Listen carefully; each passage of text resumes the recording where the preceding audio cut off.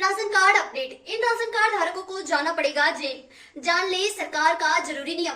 केंद्र सरकार की तरफ से देश भर के करीब 80 करोड़ लोगों को फ्री राशन की सुविधा प्रदान की जा रही है। सरकार इसे लेकर आए दिन नए नए नियम बनाती रहती है। अगर आपके पास राशन कार्ड बना हुआ है तो पहले कुछ जरूरी बातों को जान ले, जिससे किसी तरह की दिक्कत नहीं होगी।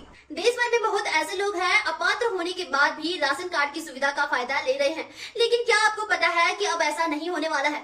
भारत सरकार की तरफ से राशन कार्ड के लिए कुछ जरूरी पात्रता निर्धारित की है, जिन्हें जानना बहुत ही जरूरी होगा। अगर आप राशन कार्ड बनवाने की सोच रहे हैं तो पहले कुछ जरूरी पात्रता को जान लें। अगर पात्रता को नहीं जानना तो फिर दिक्कतों का सामना करना पड़ेगा। अगर आप अपात्र पाए गए और राशन कार्ड बना हुआ है तो फिर कार्रवाई होनी तय मानी जा रही है, इसलिए नीचे कुछ महत्वपूर्ण बातें जान ले।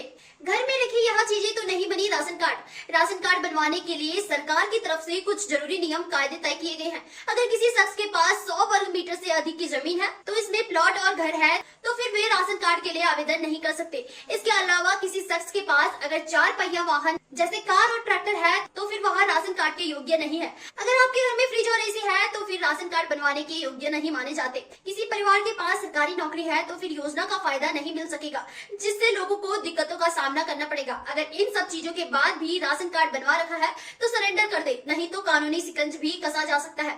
इतनी होनी चाहिए वार्षिक आय। राशन कार्ड की कई योग्यताओं पर निर्धारित की गई है। इसके लिए सबसे पहले तो गांव में परिवार की वार्षिक आय 2 लाख से कम होनी जरूरी है। इसके साथ ही शहरों में वार्षिक आय 3 लाख रुपए से ज्यादा है। अगर कोई शख्स इनकम टैक्स भर रहा है तो फिर इसका फायदा नहीं मिल सकेगा, जो किसी बड़े झटके की तरह होगा।